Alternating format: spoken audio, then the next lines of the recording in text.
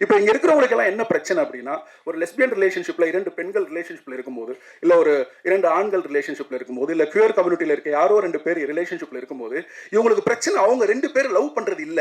அவங்க எப்படி ஒரே வீட்ல இருப்பாங்க? அவங்க எப்படி செக்ஸ் வச்சுப்பாங்க? அவங்க என்ன பேசுவாங்க? அவங்க ரொமான்ஸ் எப்படி இருக்கும்?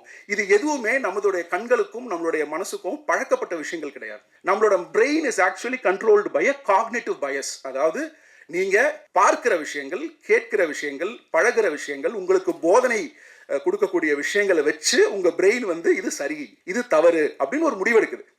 இது வந்து உங்க பிரெயின் வந்து கண்டிஷன் பட்டிருக்கு. உங்கள எல்லாருமே, நானும் தான். நம்ம சின்ன வயசுல இருந்து வளர்றோம். நம்ம பார்க்குற விஷயங்கள், நமக்கு சொல்லப்படுகிற விஷயங்கள், திணிக்கப்படுகிற விஷயங்கள், இதெல்லாம் உங்களோட பிரெயின்ல வந்து ஒரு கன்ஸ்ட்ரக்ட் உருவாக்குது. இது இப்படிதான் ஒரு கன்ஸ்ட்ரக்ட் உருவாக்குது.